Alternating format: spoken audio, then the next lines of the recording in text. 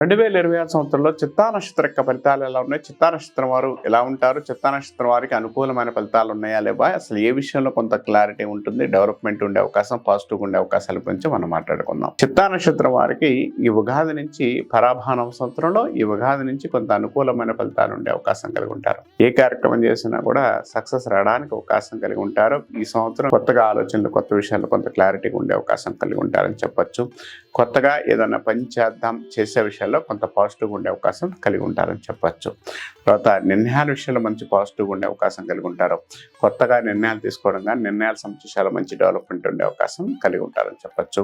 తర్వాత ఎక్కువగా వీరి లైఫ్లోకి కొత్త వ్యక్తులు వచ్చే అవకాశం కలిగి ఉంటారు. వివాహపరంగా లవ్ సంబంధించాలు అనుకూలంగా ఉండే అవకాశం ఉంది. వివాహపరంగా లవ్ మ్యారేజ్లు అవ్వడానికి అవకాశం కలిగి ఉంటారు.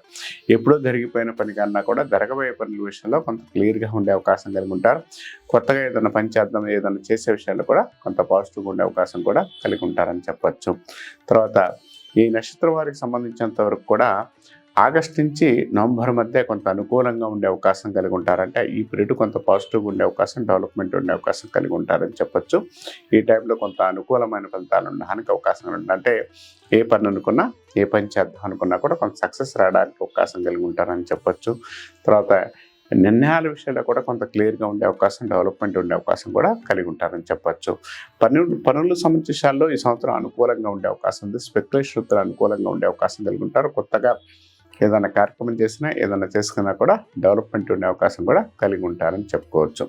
ఈ నక్షత్రం వారికి వ్యవసాయ సంబంధన వృత్తులు ఎవరైతే చేస్తున్నారో వారికి అనుకూలంగా ఉండే అవకాశం కలిగి ఉంటారు. రియల్ ఎస్టేట్ రంగంలో వారికి అనుకూలమైన ఫలితాలు ఉండే అవకాశం కలిగి ఉంటారు. వ్యాపార పరంగా చేస్తున్న వారికి ఈ నక్షత్రం వారిలో కొంత అనుకూలంగా ఉండే అవకాశం కలిగి ఉంటారు. ఫుడ్ ఇలాంటి సంతృప్తులు, ఎక్కువగా పబ్లిక్ రిలేటెడ్ వ్యాపారాలు ఎవరైతే ఉన్నారో వారికి సక్సెస్ రావడానికి, డెవలప్మెంట్ ఉండే అవకాశం కలిగి ఉంటారు.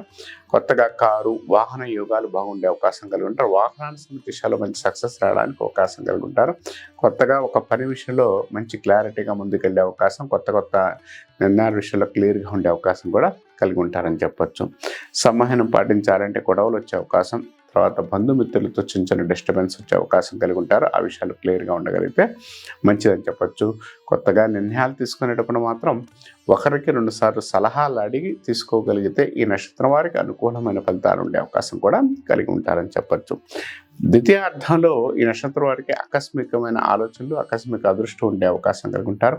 కొత్తగా ఒక పని విషయంలో క్లియర్గా ముందుకు వెళ్ళే అవకాశం, డెవలప్మెంట్ ఉండే అవకాశం కూడా కలిగి ఉంటారని చెప్పచ్చు. కొత్త ఆలోచనలు చేసే అవకాశం కలిగి ఉంటారు. నిర్ణయాల విషయంలో కూడా క్లియర్గా ఉండే అవకాశం కూడా కలిగి ఉంటారని చెప్పుకోవచ్చు.